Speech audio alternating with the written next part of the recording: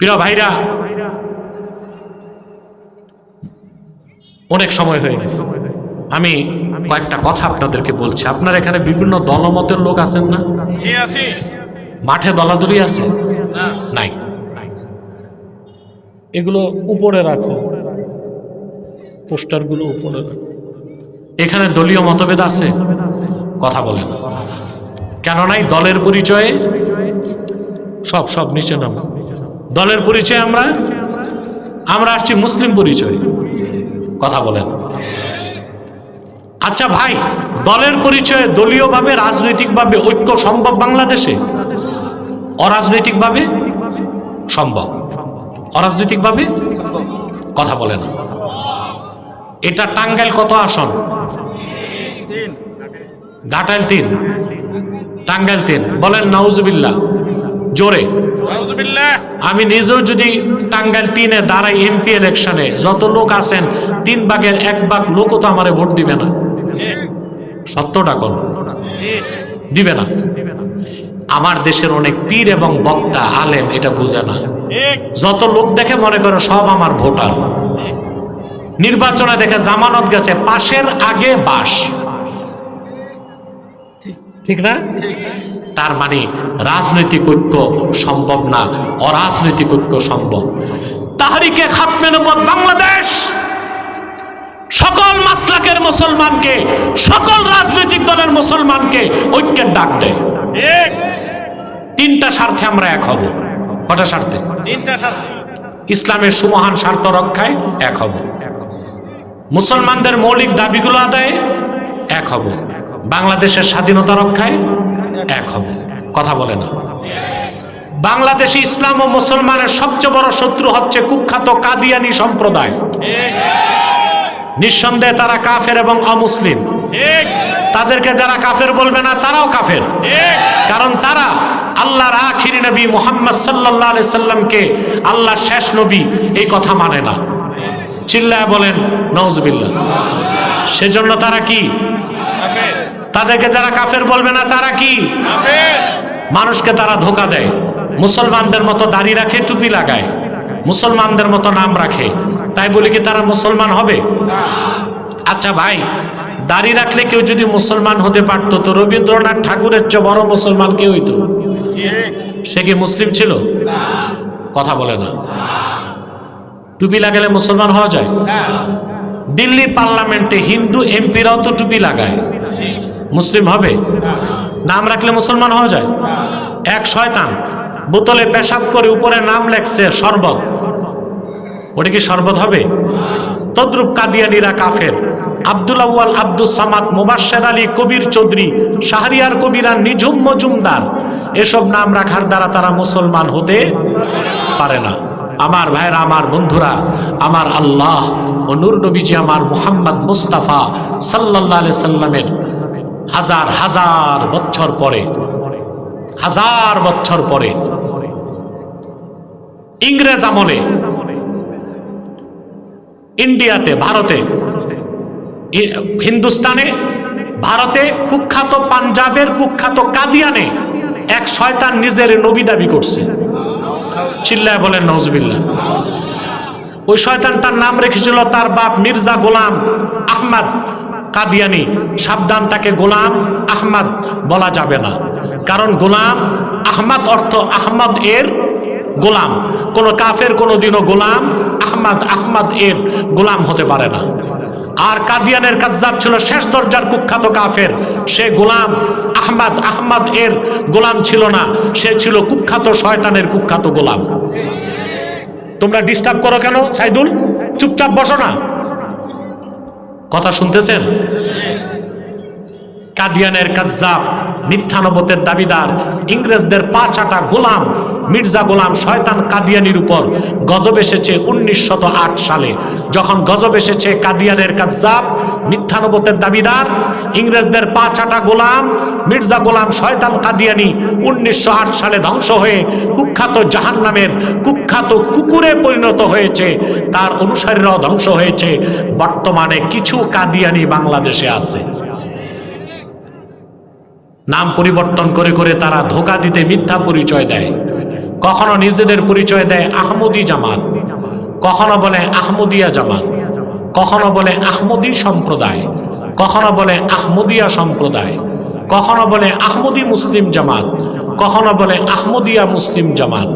সাবধান, যত কাদিয়ানি ছিল আছে থাকবে, তারা কেউ আহমদী জামাত নয়, আহমদিয়া জামাত নয়, আহমদী সম্প্রদায় নয়, আহমদিয়া সম্প্রদায় নয়, আহমদী মুসলিম জামাত নয়, আহমদিয়া মুসলিম জামাত নয়, তারা শয়তানি জামাত, কুখ্যাত জাহান্নামের কুখ্যাত কুকুরের দল।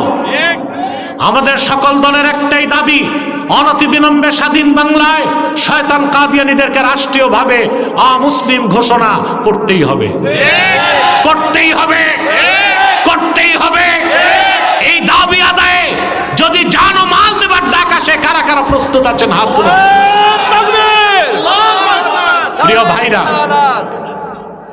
প্রিয় ভাইরা,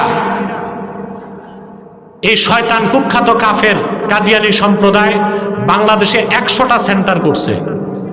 কতটা? সবচেয়ে দুঃখ পাবেন, আপনাদের ঘাটাইলেও একটা আস্তানা করে ফেলছে। এটা লজ্জার বিষয় না? তারা তাদের উপাসনালয়কে মসজিদ বলে, তাদের উপাসনালয় শয়তানি আস্তানা, ওটা মসজিদ হতে পারবে? পারে না। বাংলাদেশে ভাই হিন্দু বৌদ্ধ খ্রিস্টান আছে না? তাদের বিরুদ্ধে আমরা মিছিল করি কেন? করি না, তারা অমুসলিম পরিচয়ে আছে। অথবা কাদিয়ানীরা তাদের চেয়েও বড় কাফের, তারা মুসলিম পরিচয় দিতে পারবে না, অমুসলিম পরিচয়ে থাকতে হবে। হিন্দু বৌদ্ধ খ্রিস্টান তাদের উপাসনালয়কে মসজিদ বলে, মন্দির প্যাগোডা গির্জা বলে। অতএব কাদিয়ানীদের উপাসনালয় মসজিদ হতে পারে না, সেটাও একটা নিকৃষ্ট শয়তানি আস্তানা। তাদেরকে অর্থনৈতিক সহযোগিতা করবেন না? করবেন? করেন? জি করেন। প্রাণ কোম্পানির যত জিনিস তাদের, সেজান কোম্পানির জুস তাদের, RFL এর পণ্যগুলো তাদের, প্রথম আলো নামে প্রথম অন্ধকার পত্রিকা, ডেইলি স্টার, ভিশন, এগুলো তাদের। এগুলো ধরবেন না, কিনবেন না, বেচবেন না, মনে থাকবে মুসলমান। আরেকটা ফেরকা মাথা চারা দিছে আপনাদের টাঙ্গাইল থেকেই, হিজবুত তাওহীদ। এটা একটা শয়তানি জামাত, এটা হিজবুত তাওহীদ না, হিজবুত শয়তান। এরা বলে নামাজ হচ্ছে ট্রেনিং, ওযু থাকলেও নামাজ হবে, ওযু ছাড়াও নামাজ হবে। তারপর বলে দাজ্জাল বলতে কিছু নাই, আমেরিকায় দাজ্জাল। কেন বলে এটা জানেন? দাজ্জাল হত্যা করতে কে নামবে? ঈসা। নবী পরিচয় না, উম্মত পরিচয়। তো ঈসা যে নামবে, অস্বীকার করা কি? কুফরি। এটা তো বলতে পারে না, বলে দাজ্জাল নাই, তার মানে ঈসা নামার দরকার কি?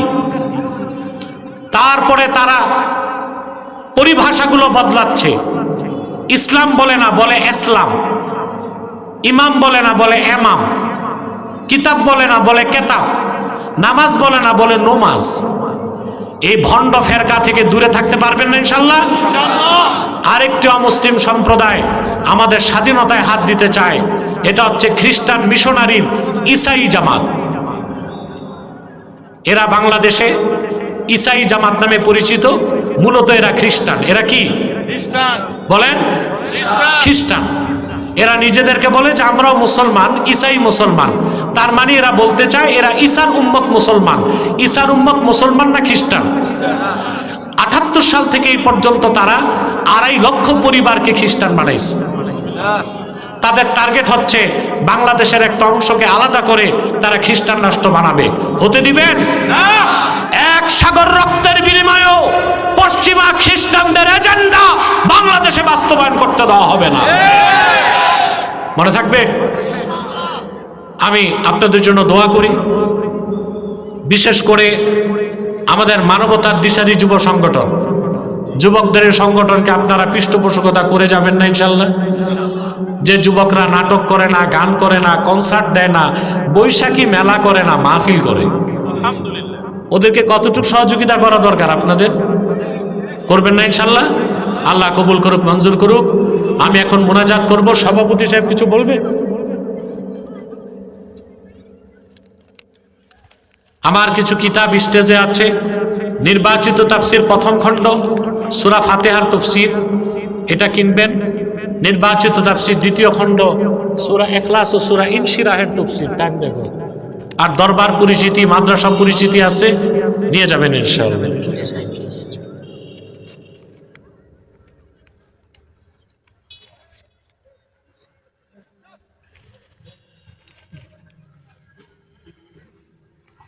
কোন ইসলামী দলের নেতৃত্ব আলেম ছাড়া হয় কিনা? না, ইসলামী দলের নেতৃত্ব যোগ্য আলেমকে দিতে হবে। যে আলেম না, তারে মসজিদের ইমামতি দেওয়া যায়? কেন দেওয়া যায় না? নামাজ হবে না। তো ইমামত কোনটা বড়? মসজিদেরটা ইমামতে সুগরা আর রাষ্ট্রেরটা ইমামতে কুবরা। এটা ছোট ইমামতি আর দেশেরটা বড় ইমামতি। তো ছোট ইমাম যদি গায়ের আলেম না চলে, বড় ইমাম গায়ের আলেম চলে? এক বক্তা বলেছে কলব বাম বুকের নিচে নয়, কলব থাকে মস্তিষ্কে। যে বক্তা বলছে কলব থাকে মাথায়, আমি বলি তার মগজ হাঁটুতে। কলব এখানে, এটা কোরআন শরীফের আয়াত দিয়ে প্রমাণিত। কলব মাথায় না বুকে। আল্লাহ বলছেন ইন্নাহা লা তা'মাল আবসার ওয়ালাকিন তা'মাল কুলুবুল্লাতী ফিস সুদূর। কাফেরেরা কপালের চোখে অন্ধ না, দিলের চোখে অন্ধ, যেই চোখ আছে সিনায়। সুদূর, সুদূর সাদরুনের বহুবচন সুদূর, আর রাসুলের বহুবচন রুউস। আল্লাহ রুউস বলেন নাই, সুদূর বলছেন। তা আল্লাহর কথায় কলব কি মাথায় না সিনায়? সিনায়। এই পাগলা পাগল হয়ে গেছে। একটি দল জান্নাতের টিকিট বিক্রি করার অধিকার আছে কি? জান্নাতের টিকিট দিতে পারে শুধু কোরআন। প্রচলিত পশ্চিমা রাজনীতি করে, জান্নাতের টিকিট তো দূরে থাক, ছোটখাটো জাহান্নামে যাওয়া যায় কিনা তাই তো প্রশ্ন। হাদিয়ার বিপরীতে চুক্তি করে অথবা নির্দিষ্ট পরিমাণ টাকা নিয়ে ওয়াজ করা জায়েজ কিনা? ফাতোয়া অনুযায়ী জায়েজ, তাকওয়া অনুযায়ী ঠিক না। রাসূল সাল্লাল্লাহু আলাইহি ওয়াসাল্লাম বলেছেন তোমরা গোফকে ছোট করো এবং দাড়িকে লম্বা করো। কিন্তু দেখা যাচ্ছে একটি দলের অধিকাংশ নেতারই গোফ বড়, দাড়ি ছোট। এরা সুন্নত বিরোধী আমল করতেছে। বর্তমানে হা ভোট না ভোটের সুফল কুফল কোরআন ও হাদিসের আলোকে বর্ণনা করুন। আমার চেয়ে বেশি অরাজনৈতিক ব্যক্তি রাজনীতির কথা এত বেশি কেউ বলে নাই। কথা বুঝে না। আমি অরাজনৈতিক, কিন্তু দেশ স্বাধীনের 54 বছরে অরাজনৈতিক ব্যক্তি এত রাজনৈতিক কথা বলে নাই আমি যতটুকু বলেছি। আমার বক্তব্য ছিল কোরআন সুন্নাহর দৃষ্টিকোণ থেকে। হা ভোট না ভোট, আমি তো ভোটই বিশ্বাস করি না ভাই। ইলেকশন আবার কি? ইসলাম বলে সিলেকশন। কারণ ভোট মানে কি? ভোট হচ্ছে ভোটে মাথা গণা হয়, মাথার কোয়ালিটি দেখা হয় না। এই জন্য ঢাকা বিশ্ববিদ্যালয়ের ভাইস চ্যান্সেলরের মাথার যেই দাম, মুচির মাথার একই দাম। কিন্তু ইসলাম বলে যে না, মাথা গণলে হবে না, মাথার কোয়ালিটি দেখতে হবে। ভালো মানুষরা সিলেকশন ভোট করবে, তারা নেতা নির্বাচন করবে। আচ্ছা, এখন হা ভোট না ভোট দেখেন, হা ভোট না ভোটের পক্ষে আমি না, হা ভোটের পক্ষে না। কারণ হা ভোট জয়যুক্ত হলে সনদ বৈধ হবে, সনদ বৈধ হলে সংবিধান পরিবর্তন হবে। এখন সংবিধান পরিবর্তন হইলে আমার মাথা ব্যথা কেন? প্রশ্ন আসে না? কথা বলে না। আরে ভাই, 1977 সালে প্রেসিডেন্ট জিয়াউর রহমান হা ভোট করছিল 30শে মে 1977। 19 দফা দাবির পক্ষে তিনি গণভোট করেছিলেন। গণভোট পাশ হওয়ার পরে তিনি সংবিধান পরিবর্তন করে একটা ভালো কাজ করছিলেন। সংবিধানে লিখছিলেন বিসমিল্লাহির রহমানির রহিম, আর লিখছিলেন রাষ্ট্রের, বাংলাদেশের রাষ্ট্রের মূল নীতি মহান আল্লাহর প্রতি আস্থা ও বিশ্বাস। বর্তমান সনদে এই কথা নাই। এখন যদি হা জয়যুক্ত হয়, সনদ জায়েজ হয়, সংবিধানে যে আল্লাহর প্রতি আস্থা ও বিশ্বাস, এই কথাটা বাদ দিতে হবে না? এটা কি কোনো মুসলমান চাইতে পারে? কারণ আপনারা হা ভোট কেমনে দিবেন? দিতে তো হবে না ভোট। কথা বলে না। যাক, আর বলছি না কিছু। ইস্তেগফার পড়ুন 11 বার। যে লোকগুলো দাঁড়ায় ছিল, এরা বসলে কিন্তু আমাদের বিছানা ভরপুর হয়ে যেত, কিন্তু এই লোকগুলোকে বসানো গেল না। এদের মধ্যে ঘোড়া রোগ আছে, ঘোড়া রোগ। ঘোড়া বসতে পারে না, দাঁড়ায় ঘুমায়। এই স্বভাব এদের। আমি জানতাম না, এটা ঘাটাইলে এসে দেখলাম।